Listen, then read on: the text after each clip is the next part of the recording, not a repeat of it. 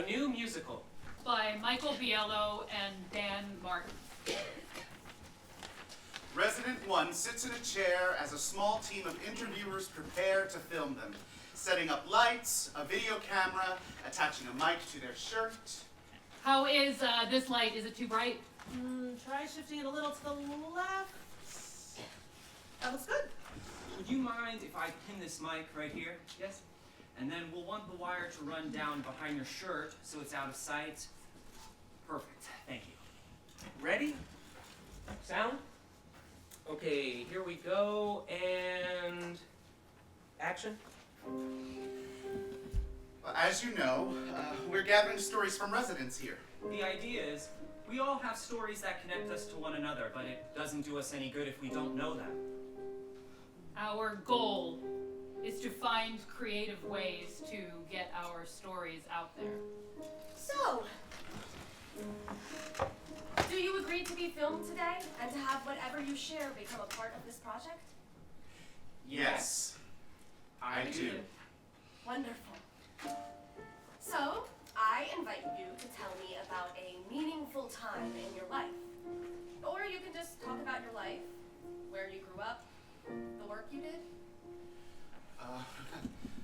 Okay, but I don't really have a story. My life's not that unusual. I worked, I saved, I got married, well, twice. I had kids, they had kids, they're adorable. I retired, I had a health scare. I was lucky, I recovered. I moved here, I like it. I'm not sure what else to tell you. I don't really know if I have anything remarkable to say. But come to think of it, I went to San Francisco in 1967 for the Summer of Love. We just celebrated our 50th anniversary. I found faith when I was 38 years old. I became a Buddhist. I'm a doctor of theology. I'm a bishop in the Methodist Church. I helped organize the first Passover Seder here. I served as president of the resident senate. I'm on the committee that awards scholarships to our employees. I was chairman of the library committee. I was a chemist. A psychiatric nurse. A phys ed teacher. An ophthalmologist. I educated people about wool and sheep. I studied law with Ruth Bader Ginsburg. I played the boy in the first Chicago production of The Fantastics. I wrote policy manuals for the state of West Virginia. I helped build glass studios, foundries, dormitories. I taught businessmen how to use computers. I wrote the first program to track contributions from listeners through the public radio station at American University. I was on the team that automated the pay system for the United States Air Force. I was the director of a coalition at the National Science Foundation that re-envisioned engineering education. I was a social worker at a family services agency, and I placed over 100 children. I was the president of AARP. I don't really have a story. My life's not that unusual. I worked, I saved, I got married twice. I had kids, they had kids, they're adorable. I retired, I had a health scare. I was lucky, I recovered. I moved here, I like it, I'm not sure what else to tell you. I don't really know if I don't really know if I don't really know if I have anything remarkable to say. Okay then. Why don't you just start by telling me something about your life? Whatever comes to mind.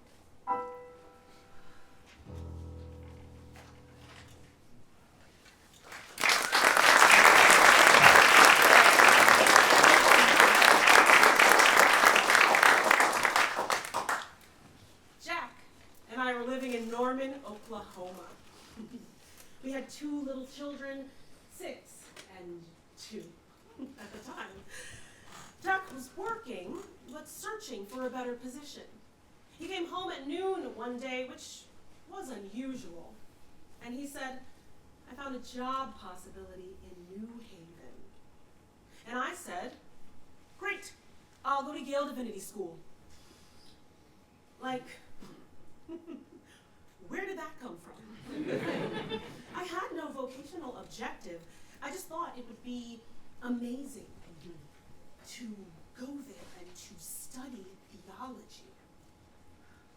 So we moved to New Haven, where I raised our kids and I got involved in various community organizations. I was even elected to the local school board, which consumed a lot of my energy.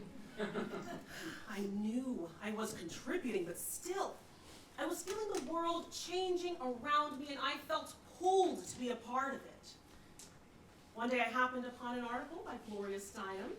She had written it for the New York Times Magazine about consciousness raising, and I ran into a friend who had also read it. We said to each other, why don't we do this? And within 2 weeks, we recruited 8 women, 2 of which were us and a babysitter. And it was a wonderful beginning. It was an incredible time of growth for me and somewhat painful for my relationship with Jack. And his with me because I was burgeoning into this person, getting in touch with my rage. And coming to see that, yes, I am a mother. Yes, I am a wife. But there might be another life out there for me. At one of our meetings, a friend asked me, what do you really want to do? And I said again, I want to go to Yale Divinity School. And then I added, I want to be ordained. I picked up the phone and I called Reverend Joan Forsberg, who I knew was the Dean of Admissions. Joan, this is Jane Middleton. I want to talk to you about what would be involved, what the process would be, how one would begin exploring going to Yale. And she said, hot dog, when can you come? It was like a warm embrace over the phone. I was very self-conscious about going to school as an old woman. I was 34. I'm 82 now. And 34 doesn't sound old, but it didn't seem old back then. I enrolled the following year, and it was just amazing to feel like my life was starting again. After 8 years as a pastor in New Canaan, and then 5 years as a district superintendent for 60 churches in Western Connecticut, I was elected bishop. There are more female bishops now than back in 2004, but I wasn't the first. I think I might have been the 12th. Did you know that when you're elected bishop in the Methodist Church, that it's for life?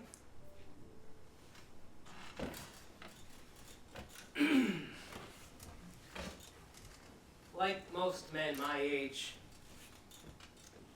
when I graduated college, within 2 weeks, I got my draft notice. I didn't think I'd be much use as a combat soldier in Vietnam, so I rushed down to the Air Force Base to enlist.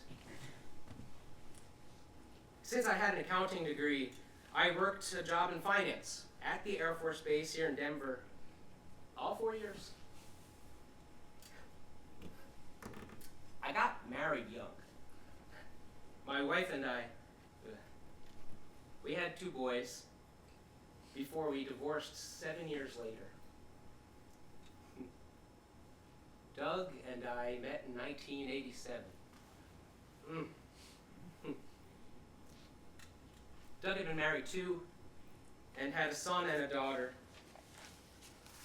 All 4 of our kids are still real tight.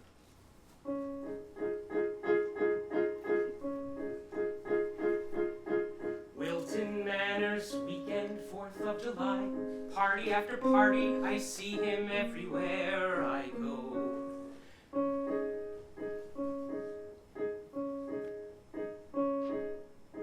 New face, new form, who is this man? I undeniably want to know. Finally, after what seems like forever, I invite him to share my blanket. This was it, clearly meant to be the beginning of a love story between Doug and me. We chatted for hours into the night. This weekend turned into a lifelong delight. Before we knew it, we became a pair, close as can be, and with room to share. Into the story, a new love appears, one that joins us on our journey for the rest of our years. Yes, a threesome, but not the kind you'd expect to see. This epic love story is between Doug and me and our RV. Wide open road, enjoying the view.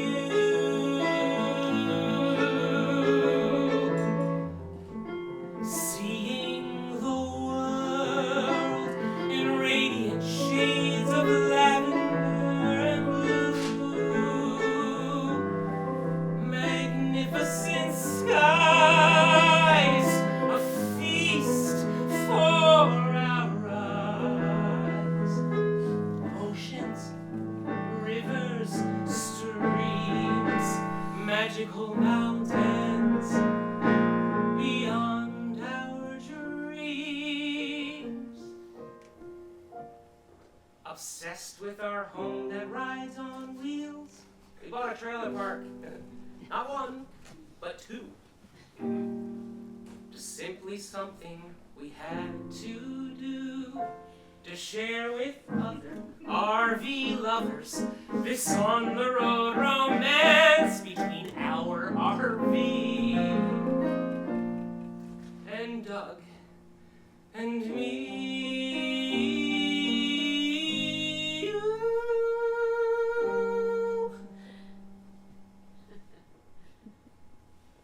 A perfect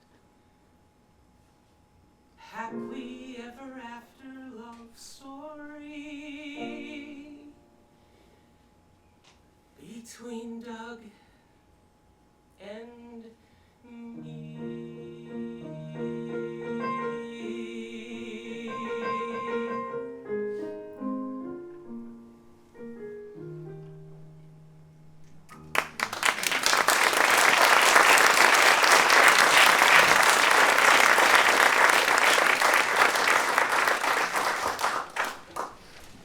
My title here is Meaningful Life Manager.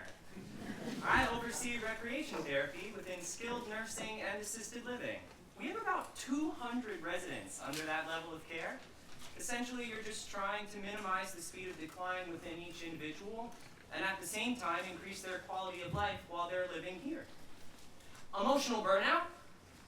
It's a real thing. Other than physical and mental, right, which you tend to find in many jobs and careers, but when you're in a caregiving profession, it's something that's not spoken enough, so thank you for asking. I honestly just practice what I learned in school. You have to find mediums of joy, and recharge. For me, I go to the beach when it's empty. I either watch the sunrise or the sunset. I journal. I like to read. I like to kayak. I like to do outdoorsy things. That's essentially what I can also recommend to somebody else. You have to do things that recharge your soul. And that, that looks different for everybody, right? If you want to lay in bed and watch Netflix, by all means, but that triggers anxiety in me. But if it works for somebody else, that's a great thing. It's just a matter of being able to disconnect and understand that you still have control over your own personal life. You can empathize with other people, but everybody's journey is different.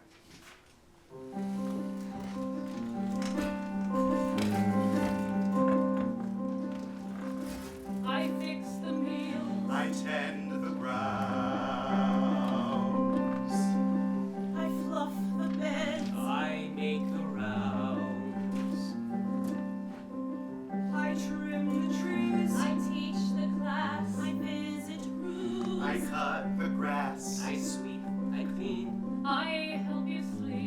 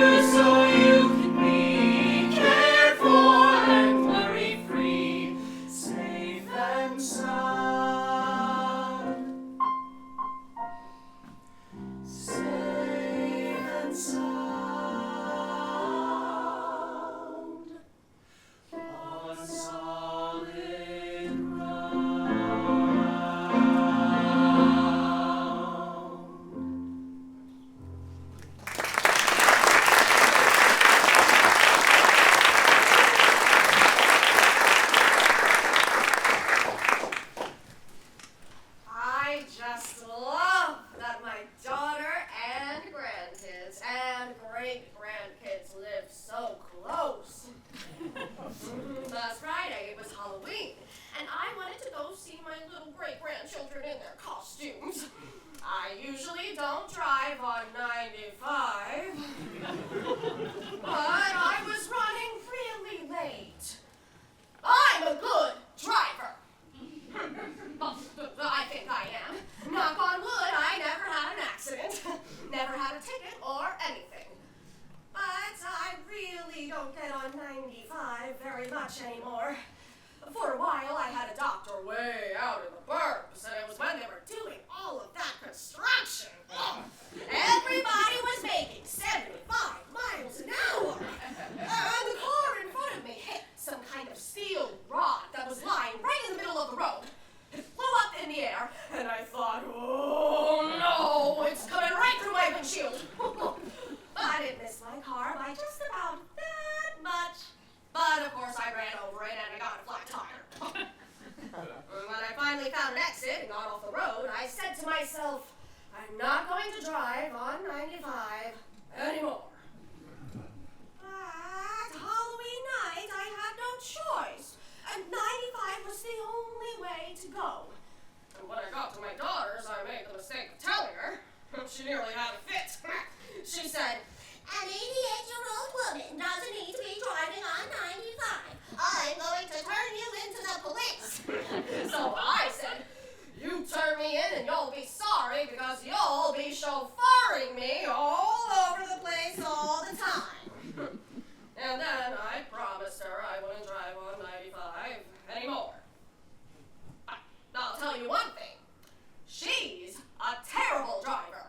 I don't go down the road talking on the telephone, and I don't pass stop school buses, which I've been in the car with her when she did. Okay, I'll ride with her, but she's talking to me about driving? But, you know, as I said, I had to get there. And when I saw those 3 little children in dinosaur costumes with their faces painted, oh, they looked wonderful.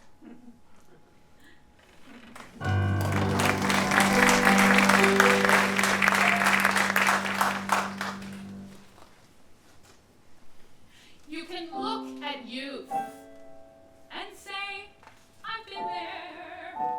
It was sweet. It was swell. It was fun. But you can't be young and look at growing old. It's just not possible. It simply can't be done.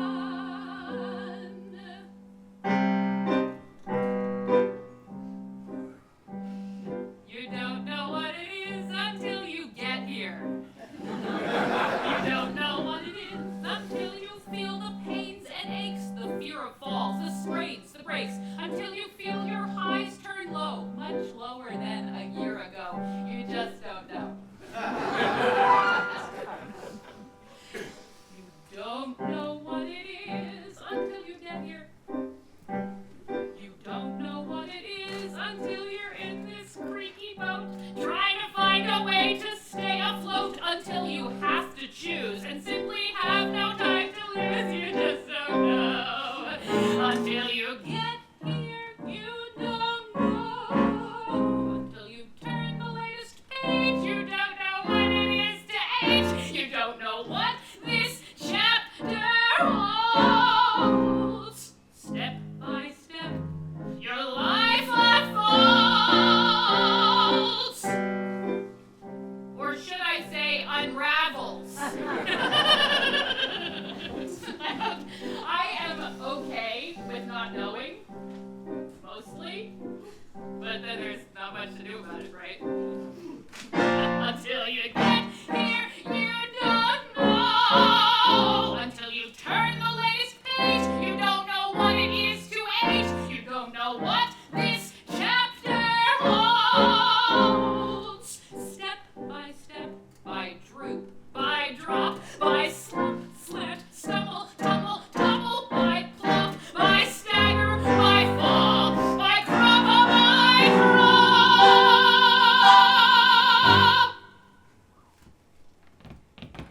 You don't know what it is. You don't know what it is. You think you do. You don't.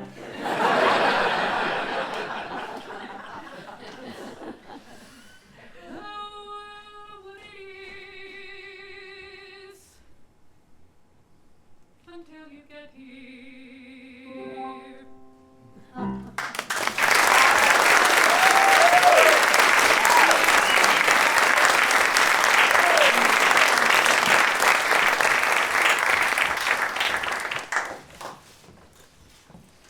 We moved here sometime in November, and our 50th anniversary was about a month later. We planned to go out to dinner with our friends, Dawn and Bill. But then we decided we would just go to the dining room because this is where we are. Dawn is very flamboyant. So we said, Dawn, please don't do anything special or make a fuss. No singing, no loud No toast. anything. We had a very nice meal. We really did. And after we finished, all of a sudden, the staff began to gather. And then out comes this giant cake and some plates. And the staff start saying happy anniversary to us. And you know, we're looking at Dawn. And the staff starts talking to us, and then we go ahead and we cut 4 pieces, but now there's this huge cake just sitting there. So we said to Dawn, why don't you go around the dining room and offer it to the people sitting here? The staff followed him with plates, and people took cake. When they came back, it was almost completely gone. We sat there and ate. The cake was delicious, but It really was. When people left, they came over to the table. Some of them said happy anniversary. some of them said happy birthday. Some of them didn't understand what was going on. But they wanted to wish us a happy something. And we thought that was a great beginning, you know? Yes, to share our good fortune in the dining room. And that everybody joined in and was happy for us.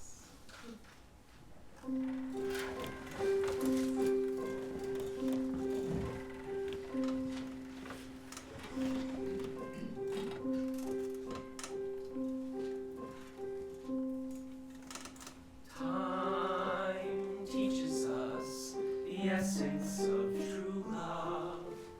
Time.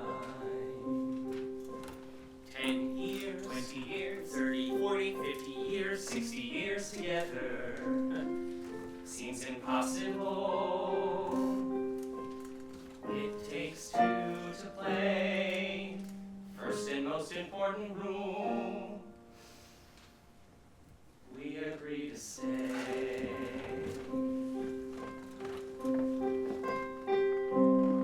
Was it the moon? The month, the day, the moment, Position of the stars. something strong drawing us closer.